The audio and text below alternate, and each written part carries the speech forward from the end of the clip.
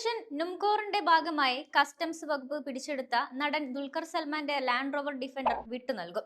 അന്വേഷണം ഇപ്പോഴും തുടരുന്നതിനാൽ കർശനമായ വ്യവസ്ഥകളോടെയാണ് വാഹനം വിട്ടുകൊടുക്കാൻ കസ്റ്റംസ് അഡീഷണൽ കമ്മീഷണർ തീരുമാനിച്ചത്.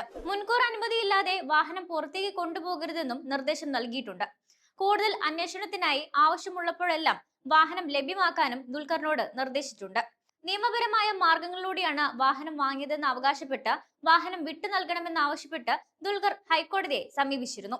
ദുൽഖറിന്റെ ഹർജി ഒരാഴ്ചയ്ക്കുള്ളിൽ പരിഗണിച്ച് തീരുമാനമെടുക്കണമെന്ന ഹൈക്കോടതി നിർദ്ദേശത്തെ തുടർന്നാണ് കസ്റ്റംസിന്റെ പുതിയ നടപടി. ഭൂട്ടാനിൽ നിന്ന് നികുതി വെട്ടിപ്പ് വഴി ഇറക്കുമതി ചെയ്യുന്ന ആഡംബര വാഹനങ്ങൾ തടയുന്നതിനുള്ള നടപടികളുടെ ഭാഗമായാണ് കാർ ആദ്യം പിടിച്ചെടുത്തത്. 2004-ൽ ഇന്ത്യയിലേക്ക് കൊണ്ടുവന്ന വാഹനത്തിന്റെ ഇറക്കുമതിയുമായി ബന്ധപ്പെട്ട എല്ലാ രേഖകളും ദുൽഖർ സമർപ്പിച്ചതായി റിപ്പോർട്ടുമുണ്ട്. കേസുമായി ബന്ധപ്പെട്ട പരിശോധനകൾ പുരോഗമിക്കുന്നതിനിടെയാണ് ഉപാധികളുടെ അടിസ്ഥാനത്തിൽ വാഹനങ്ങൾ വിട്ടുകൊടുക്കാൻ തീരുമാനിച്ചത്. 2 ഘട്ടങ്ങളിലായി കസ്റ്റംസ് നടത്തിയ പരിശോധനയിൽ ദുൽഖറിന്റെ 3 വാഹനങ്ങളാണ് പിടിച്ചെടുത്തത്. കൊച്ചി വെണ്ണലയിലെ ബന്ധുവിന്റെ ഫ്ളാറ്റിലെ പാർക്കിൽ നിന്ന് കസ്റ്റംസ് പിടിച്ചെടുത്ത നിസാൻ പെട്രോളാണ് ദുൽഖറിന്റേതായി ഇനി കസ്റ്റംസിന്റെ കസ്റ്റഡിയിലുള്ളതെന്നാണ് സൂചന.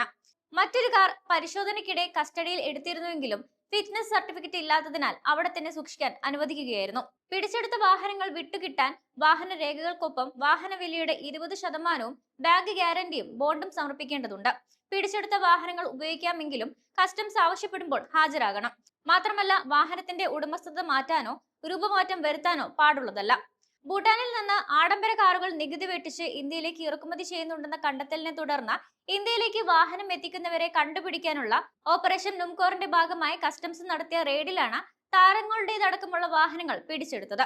ഇത്തരത്തിൽ 200ഓളം വാഹനങ്ങൾ കേരളത്തിൽ മാത്രം എത്തിയിട്ടുണ്ടെന്നാണ് കസ്റ്റംസിന്റെ കണക്ക്. ദുൽഖർ സൽമാന് പുറമെ മമ്മൂട്ടി, പൃഥ്വിരാജ്, അമിത് ചക്കാലക്കൽ എന്നിവരുടെ വീടുകളിലും കാർ ഡീലർമാരുടെ ഓഫീസ്, ദുൽഖറിന്റെ നിർമ്മാണ കമ്പനിയായ വേഫെറർ ഫിലിംസ് എന്നിവിടങ്ങളിലും എൻഫോഴ്സ്മെന്റ് ഡയറക്ടറേറ്റും പരിശോധന നടത്തിയിരുന്നു. തുടർന്ന് രേഖകളും പിടിച്ചെടുത്തിരുന്നു.